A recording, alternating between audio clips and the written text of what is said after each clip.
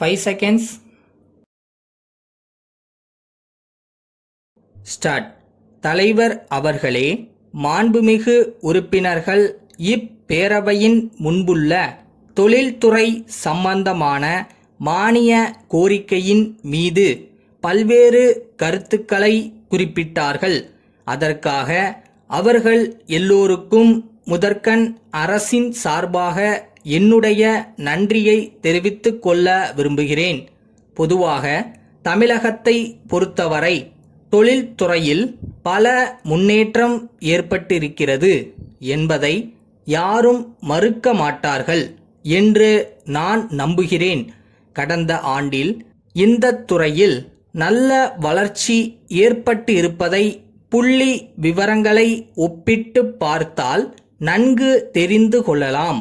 இந்த ஆண்டு இந்த துறைக்கு பொறுப்பு வகித்த மாண்புமிகு அமைச்சர் அவர்களுடைய முயற்சியாலும் இந்த துறையிலுள்ள அதிகாரிகள் எடுத்துக்கொண்ட முயற்சியாலும் தமிழகத்தில் தொழிற்சாலைகள் அதிகரித்திருக்கின்றன என்பதை மகிழ்ச்சியுடன் தெரிவித்துக் கொள்கிறேன். மாண்புமிகு உறுப்பினர்கள் பேசும்போது மத்திய அரசின் சில கொள்கைகளின் காரணமாக புதிய தொழில்களுக்கு அனுமதி வழங்குவதில் காலதாமதம் ஏற்படுகிறது என்று குறிப்பிட்டார்கள். தொழில்களுக்கு விரைவாக அனுமதி வழங்க வேண்டும் என்பதில் நமக்கு எந்தவிதமான கருத்து வேறுபாடும் இல்லை. அந்த அடிப்படையில்தான் காரியங்கள் நடைபெற்று வருகின்றன.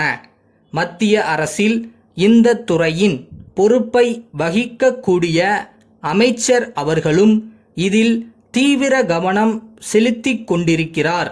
முற்போக்கான எண்ணத்தோடும் அவர்கள் பணியாற்றுகிறார்கள். அவர்களுடைய நல்ல முயற்சியின் காரணமாக பிரச்சனைகளுக்கு தீர்வு காணப்பட்டு வருகின்றன என்பதை தெரிவித்துக் கொள்ள விரும்புகிறேன். நம்முடைய மாநிலத்தில் தொழில்துறையில் நல்ல முன்னேற்றம் ஏற்பட வேண்டுமென்றால் எந்தெந்த பகுதிகளில் என்னென்ன மூலப்பொருட்கள் கிடைக்கின்றன என்பதை கண்டறிந்து அதற்கேற்றவாறு தொழில்களை ஆங்காங்கு துவங்க நடவடிக்கை எடுக்க வேண்டுமென்ற கருத்தை எதிர்க்கட்சி தலைவர் அவர்கள் தெரிவித்தார்கள். நம்முடைய மாநிலத்தில் டாடா நிறுவனத்தாரின் மூலமாக இதை பற்றிய ஒரு கணக்கெடுப்பு நடந்து வருகிறது. விரிவானதொரு அறிக்கை தயாரித்து கொடுக்கும்படி அவர்கள் கேட்டுக்கொள்ளப்பட்டிருக்கிறார்கள். அந்த அறிக்கை வந்தவுடன் புதிய தொழில்களை துவங்குவதற்கு அரசு தக்க நடவடிக்கை எடுக்கும் என்று உறுதி கூற விரும்புகிறேன். ஒரு நாட்டில் விவசாயத்துறை முன்னேற வேண்டியது அவசியமாகும். எனினும் அதே சமயத்தில் தொழில்துறையில் எந்த அளவுக்கு முன்னேற்றம் இருக்கிறதோ அந்த அளவுக்குத்தான் மக்களுடைய வாழ்க்கை தரம் உயரும் என்று பொருளாதார நிபுணர்கள் சொல்கிறார்கள். அந்த வகையில் அரசும் தீவிர கவனம் செலுத்தி வருகிறது என்பதை குறிப்பிட விரும்புகிறேன். இந்த விவாதத்தில் கலந்து கொண்ட உறுப்பினர்களுடைய ஆலோசனைகளுக்கு நேரமின்மை காரணத்தால் இப்போது பதிலளிக்க இயலவில்லை. அவற்றையெல்லாம் அரசு நன்கு பரிசீலித்து தக்க நடவடிக்கை எடுக்குமென்று கூறி இம்மானிய கோரிக்கைக்கு அவை ஒப்புதல் அளிக்க வேண்டுமென்று கேட்டுக்கொண்டு உரையை இத்துடன் முடித்து கொள்கிறேன்.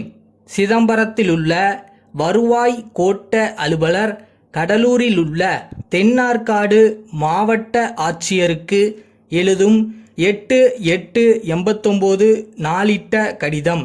ஐயா, அண்மையில் பெய்த பெருமழையின் காரணமாக சிதம்பரம் வட்டத்திலுள்ள சாலைகள் மிகவும் சேதம் அடைந்த காரணத்தால் போக்குவரத்து பெரிதும் பாதிக்கப்பட்டுள்ளது. பாலங்களும் ஆங்காங்கே பழுதுபட்டிருக்கின்றன.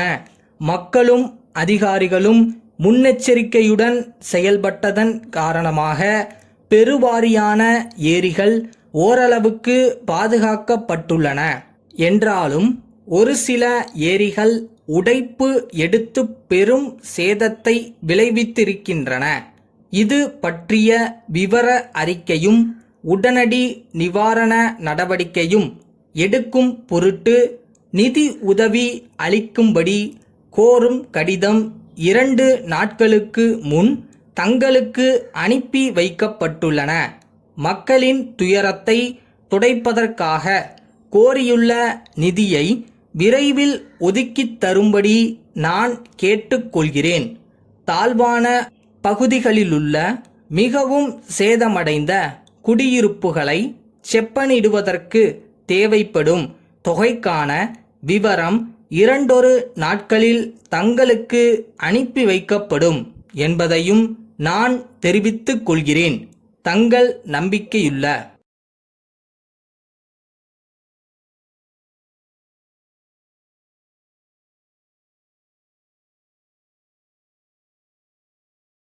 ஸ்டார்டிங் எப்பயுமே கொஞ்சம் கஷ்டமாக தான் தெரியும். அதுக்காக நம்மளால் இது முடியுமான்னு யோசிக்கிற அளவுக்குலாம் போயிடாதீங்க. காலம் எல்லாத்தையும் பார்த்துக்கிறோம்.